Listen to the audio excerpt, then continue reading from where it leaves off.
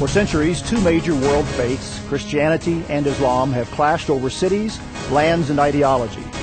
Today, this clash has reached a new level with the rise of militant jihad and the growing presence of Muslims in Western nations. As you may remember, Pope Benedict XVI stirred controversy with recent comments about the nature and character of Islam. On a trip to Turkey, he sought to bridge the gulf between the two faiths, basically leaving a message, can't we all get along? Well, can we? Is there any possibility of reconciliation between the two faiths? What could this religious conflict mean for the future, your future? We'll examine those and other issues in this fascinating subject of Islam and Christianity. Stay with us on Beyond Today.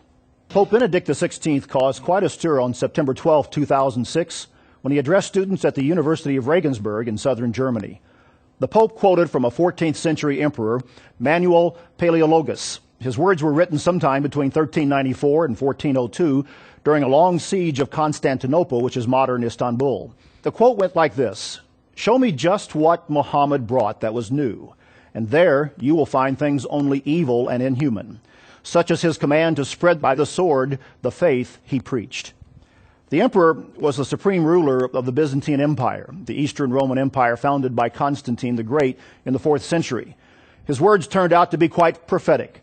The empire fell to invading Islamic forces a little over 50 years later. Its greatest Orthodox Christian church celebrated a final Christian ritual the night the capital fell. The next day it was turned into a mosque and remains a mosque to this day. This wasn't the first time a nation claiming allegiance to Jesus Christ fell to the followers of the Prophet Muhammad, nor was it to be the last time that Christian and Muslim forces fought. For 1,400 years, there's been a constant struggle between the Islamic world and the Christian world. That struggle diminished somewhat during the last 2 centuries with the ascendancy of the West, but it's back again, dramatically brought to the world's attention by the events of the 9/11 attack on America. Today, we're going to look at Islam and Christianity, an historic relationship that goes back 14 centuries. My guest today is Melvin Rhodes, a senior writer for the Good News magazine, an author, and an expert on Middle Eastern affairs. When we look at what Pope Benedict said in his speech, and the aftermath of that, Melvin, was that a priest and a nun were both killed and other churches were ransacked. Why, when this Pope speaks, do people listen? I think Michael Novak, the theologian, summed it up well recently in a quote I saw in the Wall Street Journal. He said that the Pope's role is to represent Western civilization. We need to remember that today when we think of the West, we think about the United States and the nations of Western Europe. But originally the expression the West referred to the Western Roman Empire. The Western Roman Empire was ruled from Rome, and of course the Roman Church was very influential towards the end of the Roman Empire and afterwards as well. So the Pope has had this authoritative role for almost 2,000 years. In the last few years, we've also seen an increase in the stature of the papacy under the reign of John Paul II. And that, sometimes called John Paul the Great by others. Yes, he is. We've seen that continue with Pope Benedict as well. And I think also because of the problems that the United States is having in different parts of the world, particularly the Middle East, the Pope's stature has been raised as the leader of the world, as a spokesman towards Islam. I think we're seeing a rise again in the stature of the papacy, just as happened in the 11th century. In the year 1000, a lot of people were expecting apocalyptic events to be fulfilled because it was the end of the first millennium. And then after that, things settled down. And in the 11th century, you saw the great age of faith, the building of all those great cathedrals in Europe, and the papacy rose in stature. And we're seeing something similar again today, that things are reviving. Perhaps an expectation that people have of larger things to come. Yes. Well, when the Pope was in Turkey recently, he made this historic trip there amid a great deal of speculation and controversy. It was interesting to note that he addressed the diplomats. Why was that? Well, to answer that, I can illustrate that with something from our own lives. My wife and I and our children lived in Ghana in West Africa for 7 years, and we lived just a few houses down from the residence of the ambassador of the Holy See. People forget that the Vatican is not only a church, it's also a country, and it has ambassadors in different nations around the world. And the ambassador representing the Holy See in Accra, Ghana, was the doyen of the diplomatic corps. The senior person. He was the senior person in the diplomatic corps, meaning he had been there longer than any other diplomat. Most diplomats who go out from the U.S. go for 2, 3, or 4 years. And are replaced by a new president or new administration. Yes, exactly. And it's the same with most countries.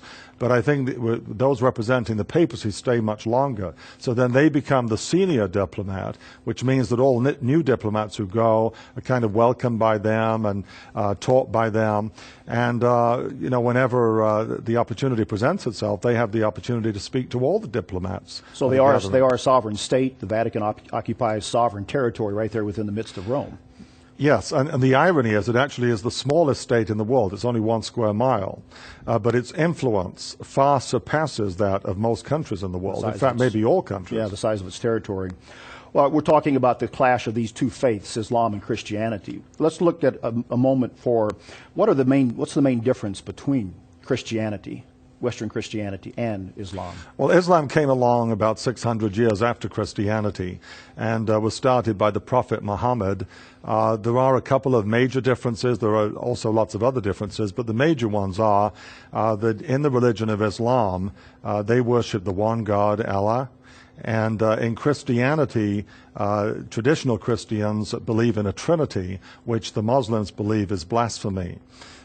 Because Christians believe that Jesus Christ was the Son of God, they consider that blasphemy and idolatry as well. The Trinity being the idea of the Father, Son, and the Holy Spirit being a triune or a three type of Godhead that explains who God is. They consider that a form of polytheism, and therefore it's pagan and it's idolatrous. So that would be a heretical doctrine. What else might be a difference between the two? Well, they believe Jesus Christ was a prophet. So they look to Jesus Christ. They believe in Abraham. They believe Abraham had his 2 sons, Isaac and Ishmael. And they believe in Moses. But they believe that they were all prophets or teachers. They believe that Muhammad was the final prophet and the most important one.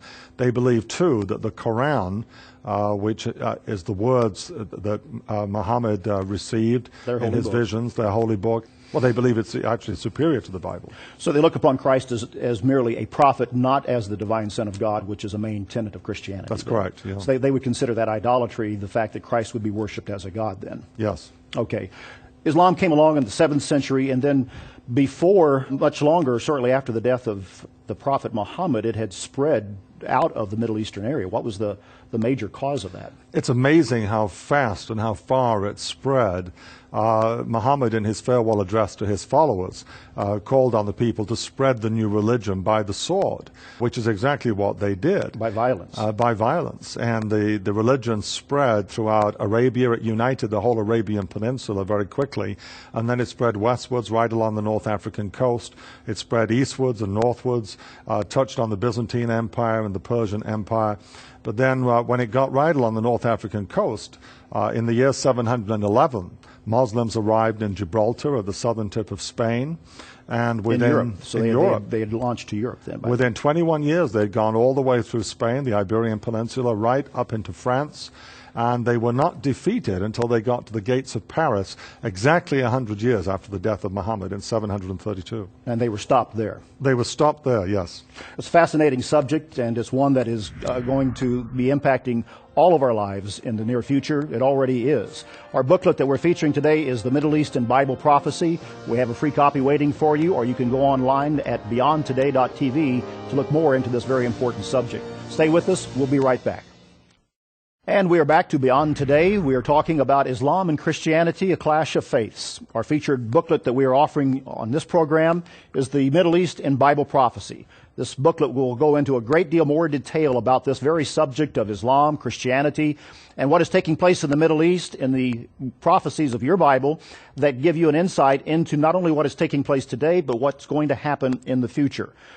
The Middle East and Bible Prophecy, you'll want to be sure and read the entire copy of that. It's on our website at beyondtoday.tv. What does all of this have to do with your life? A pope makes a speech and your life isn't affected. You go to work, you shop, you see a movie, and life goes on without any change. These are events very far away. They don't seem to impact events in your neighborhood, Your life goes on. But history and the Bible tell us that we don't live in a bubble, and we are not always shielded from events that shape the world. Sooner or later it comes to our doorstep. When it does, it changes our lives. In 1940, a place and time long ago, my parents were newly married and starting out life in small-town America. Places like Tokyo, Rome, and Berlin were far away. But powerful forces were working. Men with evil ideas turned their world and that of many others upside down in what was called World War II. Similar forces are gathering today that will change your world. You can understand in advance what those forces are. Bible prophecy has a great deal to tell us about the religious landscape of our modern world. When we combine prophecy with history, we can begin to make sense of today's world and what lies ahead for all of us. Melvin, in our last segment, we were talking about the fact of this battle that took place in the year 732, called in history the Battle of Tours, that stopped the Islamic advance into Europe at that time. What was the next major clash between Islam and the Christian world after that date of 732? It was really about 300 years later. In fact, in 1071, there was a battle called the Battle of Manzikert in what is now eastern Turkey, right up where Armenia is. And that was a major clash again between Islam and the Christian world. This time it was the Empire of Byzantium, which is the Eastern Roman Empire. You know, after the Roman Empire fell apart, the Eastern Empire continued. The capital was Constantinople. Now that's the modern city of Istanbul in Turkey today. That's right. All right. Yes, because the Eastern Empire itself totally collapsed in 1453 and was taken over by Islamic forces. But in 1071, it was still a going concern. It was quite a large empire. It was a very large empire and very powerful, one of the superpowers. Most people don't even know that fact. No, it lasted about 1,000 years, and really it was a superpower, at least for the first few hundred years.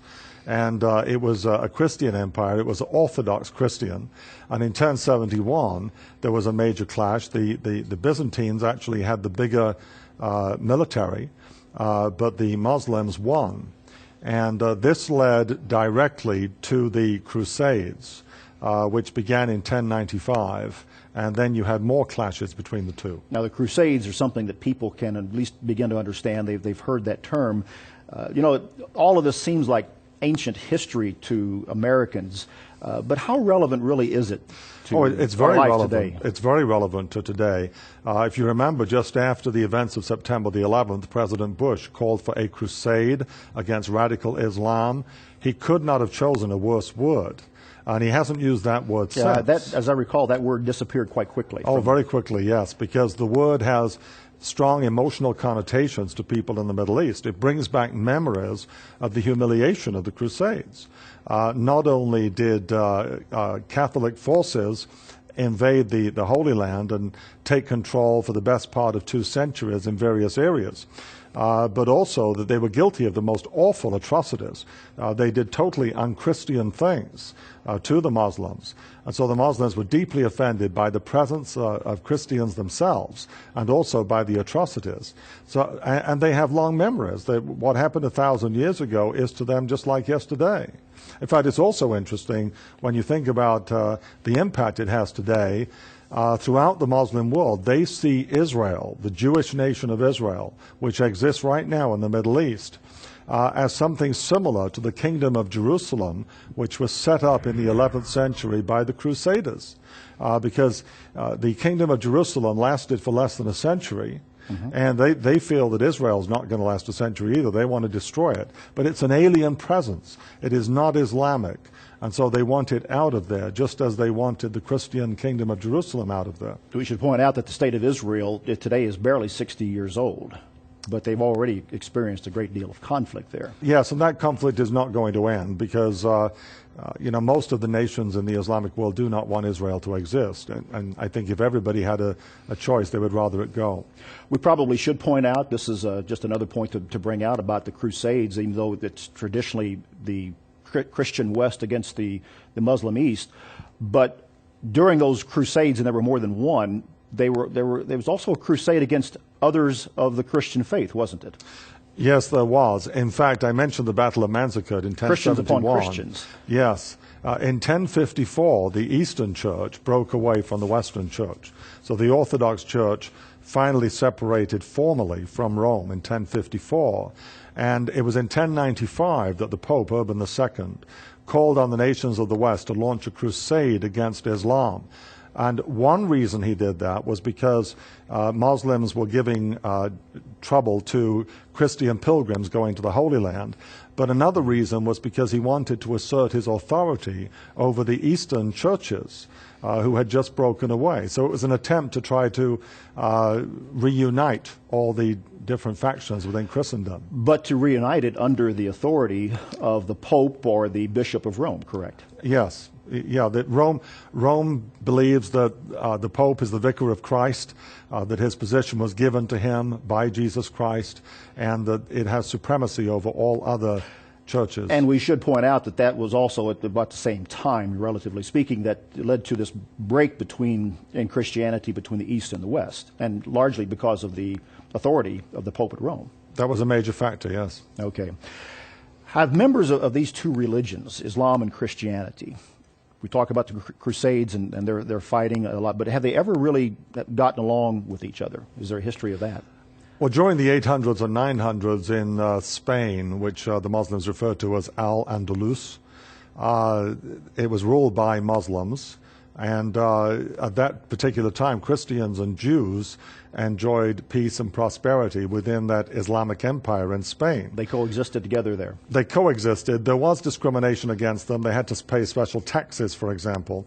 But they could still practice their religion in peace and freedom. So there was that period of cooperation. And later on, more recently, during the period of the Ottoman Empire, which did not end until 1922, the Ottoman Empire in the Middle East allowed Christians and Jews as well to practice their religion. And of course, it's in Spain that is part of the region, the territory that modern Islamic jihadists want to reclaim in the name of Allah. They believe that all territory that was, in their minds, liberated by Islam belongs to Islam forever. It's a part of the Dar el-Islam, which means the territory of Islam or the kingdom of Islam, and it must be Islamic forever. So Spain is a part of what they claim, yeah.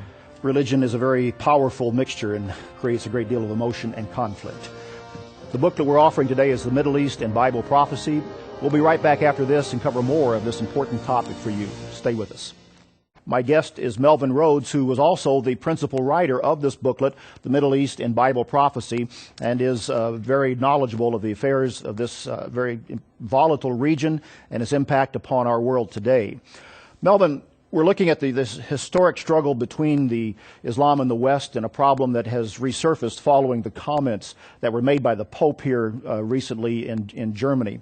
Why has this tension between these two faiths, especially in the area of the Middle East, increased since the end of World War II?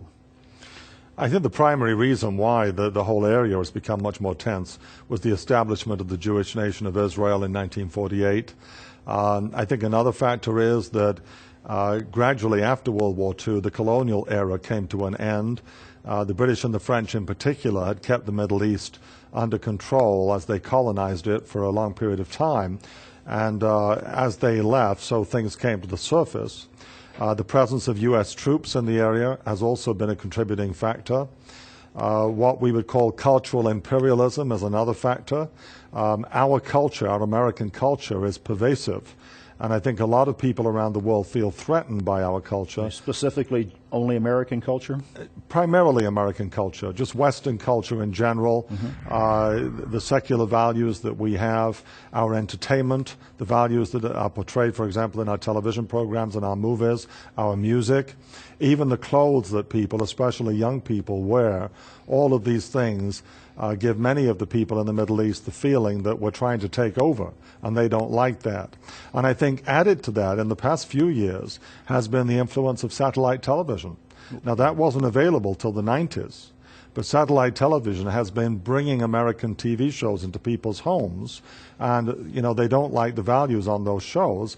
Also, of course, you have television stations like Al Jazeera that bring in pictures of things that have been done by Israelis and by Americans and by the British and others. Acts of violence. Acts of violence. They only show the one side, and this, of course, turns people more and more against us. But, of course, Al Jazeera now has begun on satellite to broadcast into Western homes, especially America. I wonder if it'll have the same impact. It's going to be interesting to see what impact it has. Well, I want to give you a quote. You, as I mentioned, you were the primary author of this book, The Middle East and Bible Prophecy. I want to give you a quote that you wrote in this booklet. A fundamental aspect of Islamic teaching is that Islam must eventually become the dominant religion of the entire world. What does this mean for the future? Well, if you think it through, it means the inevitability of a clash between the West, which is largely secular, and the world of Islam, because obviously most people in the West are not going to convert to Islam by force or even by choice. So there's bound to be a clash. So we can look forward to more conflict from that area? I believe so, yes. So there's going to be a conflict. So why then did the Pope make his remarks against Islam? What was his purpose, do you think, when he made that statement and quoting from about Muhammad and from this philosopher king, and what was his intent? Well, I think, first of all, it should be stressed that the Pope knew what he was saying. I believe that, too. The Vatican's been around a long time, and these speeches are very carefully prepared, so he knew what he was saying. Perhaps he felt there was time for a dialogue with the Islamic world, and he was trying to provoke that dialogue. But I think there may be something else here, too. The Catholic Church tends to be one step ahead of the rest of us when it comes to world politics. If I can go back a little bit here, for example, in 1939, realizing that war in Europe was inevitable, they chose Pius XII as Pope. Pius XII, Eugenio Pacelli, had been their ambassador to Germany previously. Right. So he knew the German leadership, so he was the ideal person for the papacy.